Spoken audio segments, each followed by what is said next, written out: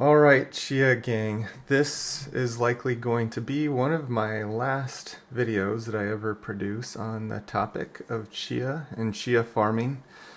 I did unpublish a lot of the prior videos, all of the prior videos that I had made on the topic of chia, and I'll explain more why later. But I wanted to make this video because a lot of people who are my friends, my family even, would like to know why this thing I was doing for the last 3 to 4 years, why I suddenly stopped. And it's going to be a long video because there's a lot to talk about and a lot to unpack.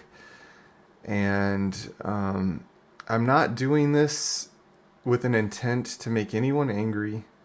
I'm not doing this with an intent to, be on a short position or anything like that. So this is just me sharing my honest thoughts about the whole situation with Chia Network, with the price of XCH, explain how I got here where I am today, quitting Chia farming and no longer holding the token either. So I'm going to break this up basically into 3 categories in this video. The first part of this video is going to be about when this all started, when the blockchain started with mainnet around 2021, what people were saying, what people were thinking, and what I was thinking, and what I was reading, and why I was excited about this project and what I believed would happen. The second part of the video is going to be really focusing in on the pre-farm and the characterization of the pre-farm, whether sales of the pre-farm is sales of a security or if that XCH is a commodity. And then the final part of this video is discussing what I believe is the impact on price, why price has been going the way it's going, and why I think it's only going to get worse.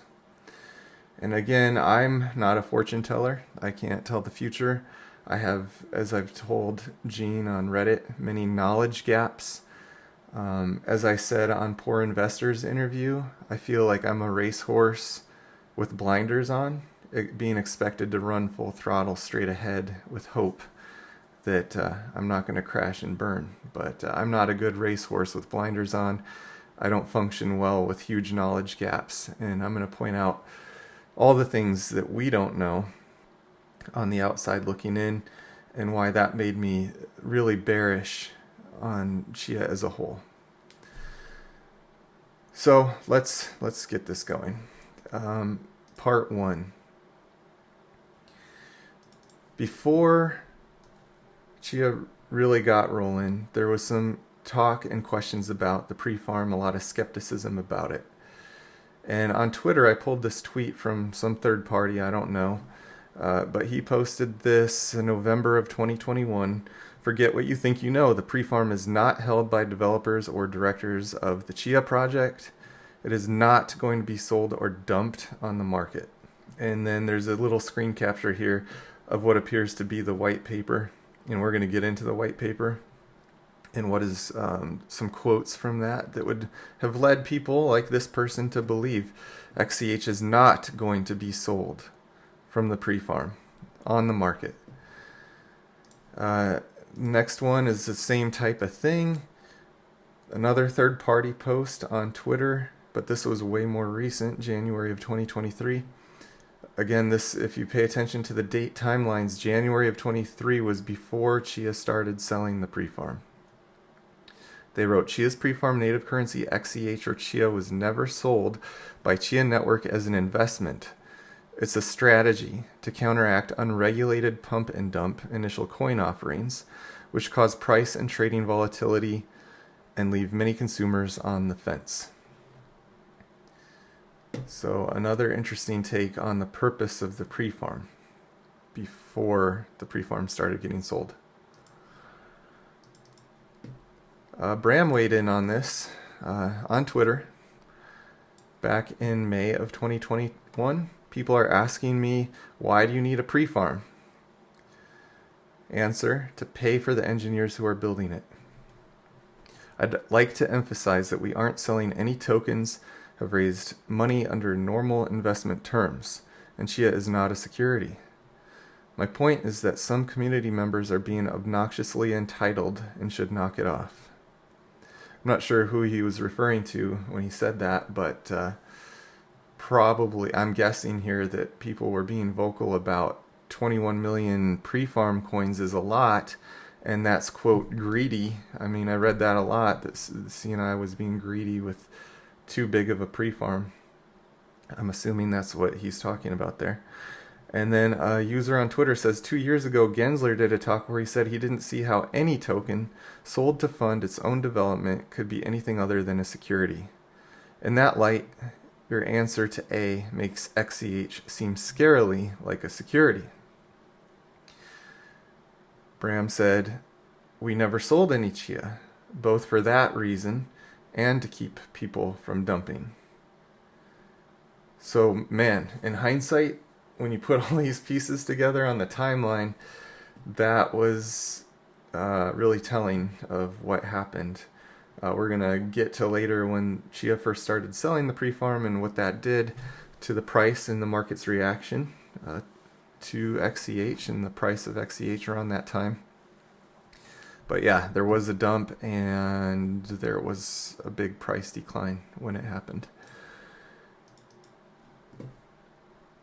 All right, and then May 27th, 2021, at Chia, we did a straightforward, honest pre-farm and made very sure in advance that no one, most definitely including the founders, developers, and investors, had the ability to dump. And we got called unethical for standing by that principle. I don't think that anyone called Chia Network unethical for making the pre-farm honest, and we're going to go through the white paper of the controls of what was supposed to keep it honest and predictable. Now, before we go on, that's kind of like the backdrop of all the drama that was surrounding the pre-farm. Many people before Chia even got going was very skeptical about that and voiced their opinions loudly on the internet. And there was a good interview done by Son of a Tech, which I'm going to pull up here. And he's interviewing Bram specifically about his pre-farm concerns. And I just want to play a 1-minute clip from that video where Bram is answering him. Here we go. None of the investors, none of our shareholders, none of our founders, none of these people were given any given any tokens as a form of compensation. So then the question is who has control of those tokens? The pre-farm. Oh, the pre-farm, yeah. So the company owns the pre-farm. And our plan right now is to sit on it. we are not... we may lend out tokens from the pre-farm in the future. There's a possibility much more distantly in the future that we may dividend out tokens. But any such things will be dilutive. First off, any such sales will be dilutive to shareholders in the company, but not to people who are farming. Okay, you heard it. That was timestamp 5:20 or 5:15 to 6:20. Bram saying that they're not selling the pre-farm, and any movement of the pre-farm would not hurt the farmers and not hurt retail. Things changed, and we'll see when and how and why. But let me take a step back and also explain how I got here from the big picture. So I got into Chia because proof of space and time did appear to be a better thing than pure proof of work. And I was coming from the world of Ethereum and GPU mining and saw how much power that used. Of course, Bitcoin ASICs use even more power. And when this new consensus mechanism that Bram invented came up, called POST, proof of space and time, I got really excited about its potential, that it was a secure, greener blockchain. And so I kind of went all in. Ethereum was winding down from proof of work, and Chia was just spinning up. So I sold all my graphics cards, all my GPUs and all my GPU rigs, and I started buying plotters and hard drives and JBODs and stuff like that. So this farm grew really, really big. And each step of the way, I made sure it was profitable. I don't like to be reckless with my money, even though some people think I am. And I wanted to make sure I would make money doing this. So I kept scaling up and up because I was making money. And I grew this monster of a data center in my 2-car garage, 24 petabytes of raw data, about 15 4090s doing compression and decompression of the plots. And it just turned into a massive operation. However, the price of Chia, let's look at the all-time real quick snapshot. There was this crazy thing that happened when it first launched. All this speculation of the market. The market went banana bonkers. I don't know what they were thinking. Spending up to $1,600 per XCH. And there wasn't even exchanges to trade at that level. I didn't know how to get in or out when it was up here. It just got me excited about farming the coin. Like, holy cow, each block win is $3,000 every time you hit a block. Well, that didn't last long. You can see how sharply it fell. Very quick. And even looks like by around September, it was far, far, far, far down. And then it was just a constant slide down to this almost flat line. And we're at a little under $20 today. Hit the all-time low on the 4th of July. And we were in the $17 range on the 4th of July of 2024. But when I saw this price slide, I kept holding on to hope. It's going to come back. IPO will happen. A big announcement will happen. XCH will be listed on Coinbase and there will be some retail pump. I didn't know, but I was hoping we would get back into triple digits somehow, get to like 100. Near the end of my Chia farming experience, I made a video and I showed the world how $27 was my profitability cutoff. As soon as Chia XCH price went below $27, I'd be farming in the red. It would cost more in electricity, just operational expenses to farm the Chia than I'd be getting. So I turned it off right when we hit that point this year at $27. Farm hasn't been on since. And after I turned the farm off, I had to make a decision. When will this farm come back on? If it goes back up to 30, do I turn it on?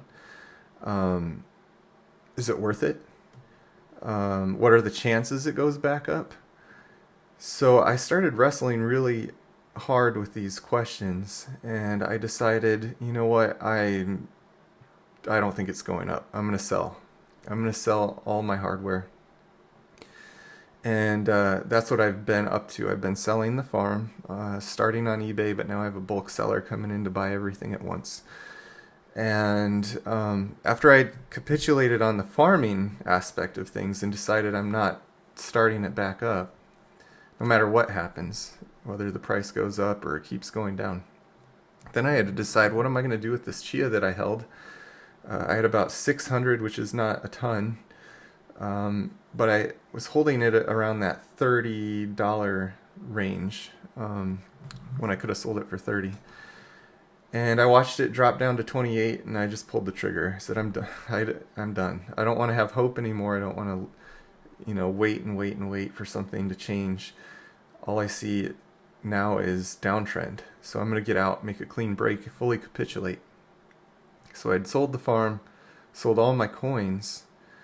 And there was something that kind of like changed in my brain when I did that.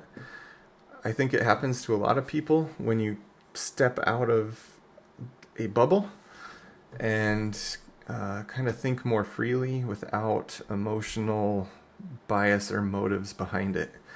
Hope is a powerful bias and motive to do things or not do things. And I didn't have that peace anymore. I've set aside hope. I'm not holding any coins. I'm not going to hope price comes back and I can use my hardware again. I just gave up. It unlocked that part of my brain that was much more critical about the pre-farm and what I had ignored from day one, thinking they're not going to fumble that. They're going to hold true to their promises. They're going to hold true to their business plan, which is set forth in their business white paper. And I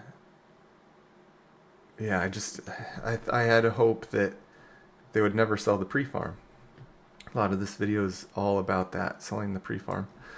Let's look real quick about the promises that were made in the white paper. You can go look it up anytime on the chia.net website. There's a business white paper version 2.0. We just pulled out a couple excerpts. You can read them in their context. People are already arguing about context and how what's put in here was not false. Let's read it. Okay. The network strategic reserve, which that's the pre-farm, they're not going to do anything without 90 days notice to the public. They're not going to change stuff in this white paper without 90 days notice to the public. The company does not intend to sell, invest Chia coins or dividend coins to shareholders or use coins to repurchase equity until after we are a reporting company. That's after IPO. We outline these controls in the corporate governance controls on the strategic reserve sections below. So let's go to that. Sections below. The restrictions are as follows. Number 1, the company will not sell Chia from the strategic reserve. Period. Okay, that's a very, very clear statement. The company will not sell Chia from the strategic reserve. The company will also not enter into any future contract that would allow or require the company to later transfer XCH to a third party or lose control of borrowed XCH absent the insolvency of the borrower. And then last piece from the white paper is this, which said U.S. securities regulations generally focus only on the sale of securities, so we do not plan on selling any of the pre-farm until we have addressed any information asymmetry by becoming a reporting company. And we have comfort from our regulators that they do not deem any future sales of Chia to be a security. So Chia was very clear in that white paper that we were reading that they had no intention to sell the pre-farm. They had other intentions, which I think would have been good for XCH and good for CNI if they were able to have met those goals. But now it looks like all the pre-farm is doing is keeping the lights on at CNI and covering overhead and payroll. I don't agree with this as a practical business matter. To each their own. This is their decision, and it'll go where it goes. If I was making the decisions, I would have probably made different ones. I do run a law firm, and I would not want to, for example, if I'm in the red at some point, take out a loan, like a business loan, and guarantee it with my house and with my life wealth that I've built. I would not do that. I'd trim all the costs necessary until I'm not losing money, not bleeding money. And I've had to do that. I had to do a massive layoff in my own law firm when COVID and markets shifted and we just stopped making the money that we were used to making. I wasn't going to get a loan. I had to do the layoffs. And Chia did that. They laid off 26 people in December of 2023, and we're going to go over that. But it's not enough if they still have to sell $1 million worth of Chia every month to keep going. All right. this, I think I'm going to wrap up as part 1 of my farewell video. I need to split this up because otherwise it's going to be a huge video. And when we come back, I'm going to discuss more about the security laws that exist in the United States versus what makes things a commodity, and my opinion on where we're at now with Chia. Alright, so follow my YouTube channel to find that second video, and I'm going to stop this recording for now.